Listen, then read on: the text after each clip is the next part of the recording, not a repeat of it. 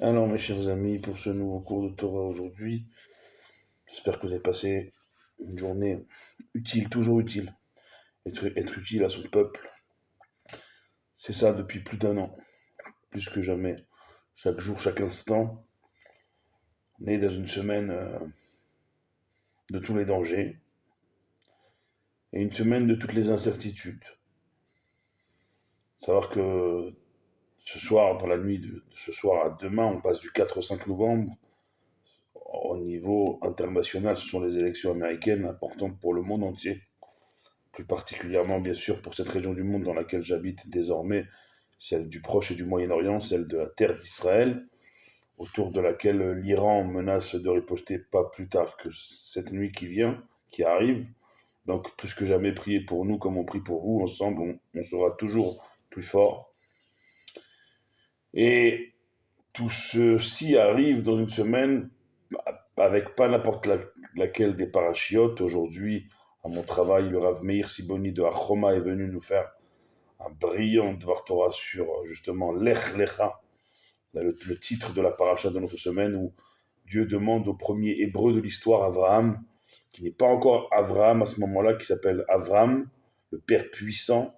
Il deviendra plus tard, par la suite, Abraham, le Père de, de plusieurs nations, Avramon Goïm Netatira, et sa femme Sarai, qui deviendra Sarah, qui passera de Sarai, qui va combiner en fait les deux premières lettres du nom de Dieu. Sarai, le Yud à la fin, elle deviendra Sarah, la princesse, avec le He à la fin, qui fera les Yud Ke, les deux premières lettres du tétragramme du nom de Dieu, Yud Ke Vav Ke. Et Avraham, eh bien, il va, en vérité, Avraham Avinu, il va avoir peur. Mais pas peur quand Dieu il lui dit de tout quitter. Il va avoir peur d'être pris pour ce qu'il est, le mari de Sarah, plus tard, par les Égyptiens, et d'être tué. Il va supplier sa femme, Imrina, je t'en supplie, dis-leur aux Égyptiens. Parce qu'il y avait la famine en terre d'Israël, là où il est arrivé, après toutes ces pérégrinations, 62 ans. Ça a duré, nous a enseigné aujourd'hui le Rav Meir Simoni, 62 ans, imaginez-vous. Tout ça pour arriver en terre d'Israël. Et dès qu'il arrive en terre d'Israël, il amène avec lui la famine dans le pays. Et les habitants de le Kénaani, le Cananéen qui était à l'époque Asbaretz sur la terre d'Israël, lui a dit, maintenant tu t'arrives, tu t'amènes la malédiction en fait. Et donc c'est pour ça qu'il descend en Égypte. Et là il dit, il supplie sa femme, Imrina, je t'en supplie, dis-leur quoi, que en fait tu es ma sœur, je suis ton frère, ce qui n'est pas entièrement faux, puisque Abraham et Sarah sont vraiment frères et sœurs demi. Certains diront que Sarah est la nièce d'Abraham, puisque Sarah descend du frère de Abraham, Haran, et Abraham, lui, descend de Terach, qui est frère de Haran, frère de Nahor, qui donnera naissance à Lot, un autre neveu d'Abraham et un cousin de Sarah. Vous voyez, c'est l'histoire hébraïque commence comme ça. Le Messie, le Mashiach que nous attendons tous, fils et descendant de David, on pourra en reparler, mais il vient aussi de début pas très clair. Et c'est pour noyer le Yetzirah et tous nos accusateurs pour pas que ce soit trop limpide et qu'ils ne s'attendent pas que justement, parfois et souvent, des choses les moins lisses peuvent naître les choses les plus grandes. Et donc il supplie sa femme Sarah, il dit, je t'en supplie, dis-leur que je suis ton frère, ce qui n'est pas entièrement faux. Et je vivrai grâce à toi. Je pense que, mesdemoiselles et mesdames, n'importe quel d'entre vous rêverait que votre épousé, votre aimé, votre cher et tendre vous regarde dans les yeux et vous dit « Je vis grâce à toi ». C'est ce qu'Abraham dit. Mais Abraham, il a peur des Égyptiens, qui a priori, c'est Abraham Avinu. D'ailleurs, on le verra. Chacun qui a voulu s'attaquer à Abraham, il a eu de graves maladies. Donc Abraham, a priori, il n'a rien à craindre des Égyptiens. Et pourtant, là où il sait il sait qu'il va en Égypte, il a peur. Et quand Dieu, auparavant, depuis la Mésopotamie biblique, Haran, l'Irak actuel, lui dit: quitte ta terre natale, quitte tout ce que tu as, quittez toi et ta femme Sarah et tout ce que vous avez, pour El Haaretz Asher Eka, pour une terre que je vous indiquerai, sans vous dire de quelle terre il s'agit, sans vous dire. Alors il leur promet monts et merveilles, vous serez bénis, votre nom sera grandi. Mais quand ils arrivent, il n'y a pas toutes ces promesses qui se réalisent. Au contraire, ils amènent la famine avec eux en terre d'Israël. C'est terrible. On les montre du doigt. Ils doivent fuir en Égypte. C'est terrible.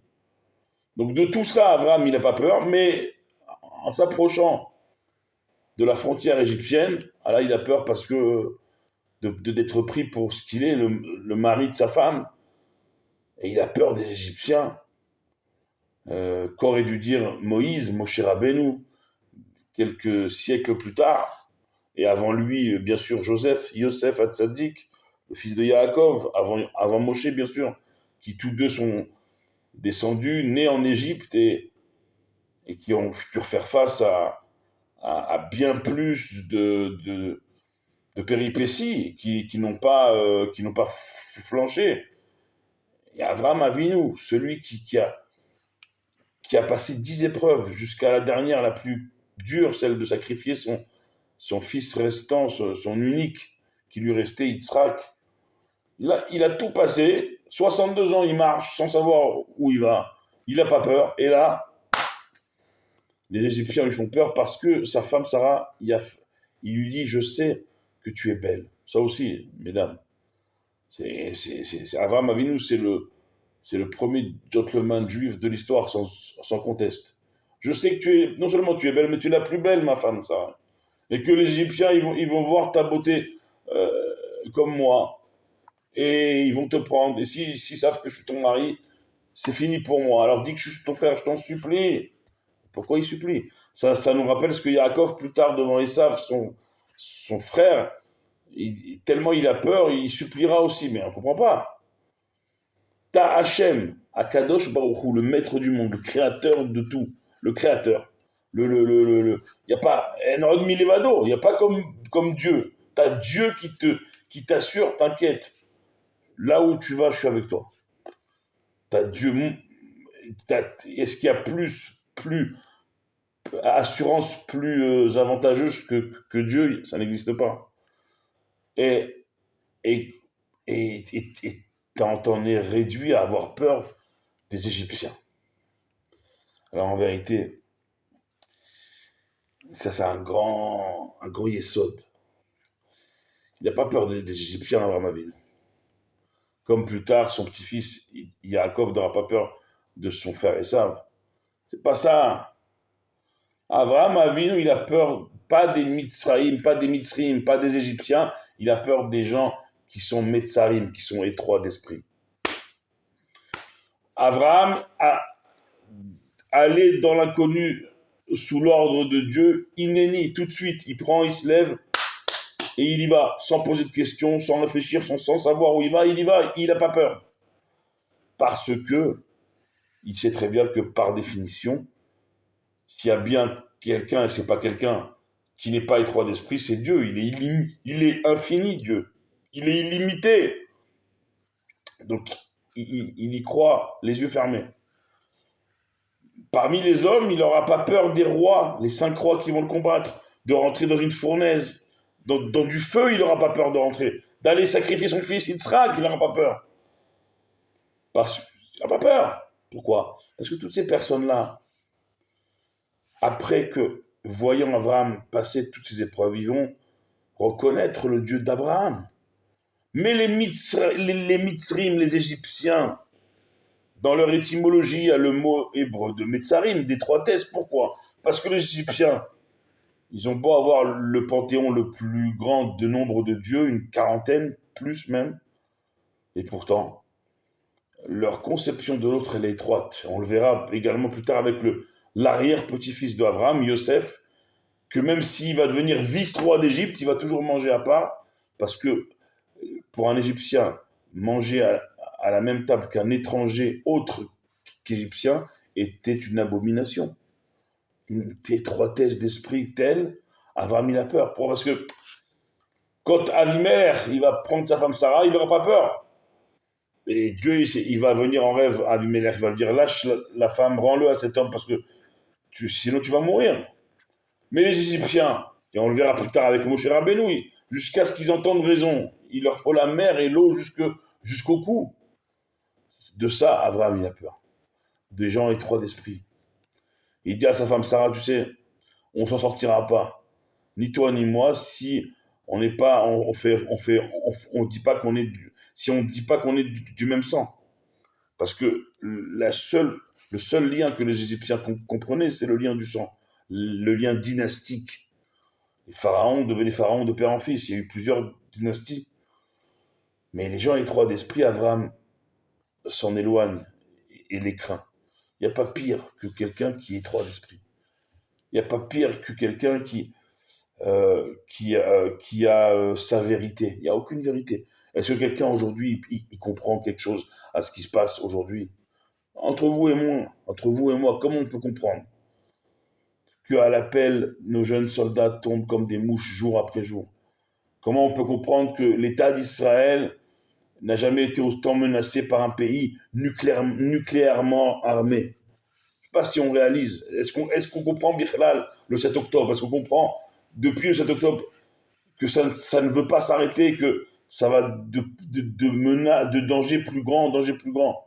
Voilà, je sais pas, on ne sait pas ce qui va se passer ce soir, mais est-ce qu'on comprend quelque chose? On comprend rien. Le propre du juif, c'est justement de ne rien comprendre, et comme Abraham et Sarah, lech lecha, de se mettre en marche. C'est quoi se mettre en marche? Continuer à être Abraham et Sarah, continuer à faire la volonté de Dieu sans réfléchir. Et surtout, dans cette volonté de Dieu, n'écarter personne, ne pas être soi-même étroit d'esprit envers les autres, mais au contraire, rassemblons-nous dans cette volonté de Dieu, de nous voir marcher, de nous voir continuer à avancer. La résilience juive, la résilience israélienne, ça se vit ici au jour le jour, mes chers amis. Donc, on arrive à 13 minutes, j'arrête pour ce soir. Soyez bénis, priez pour nous comme on prie pour vous. Ensemble, on est toujours plus fort et on sera toujours plus fort. Baruch Adonai Leolam. Amen ve Amen.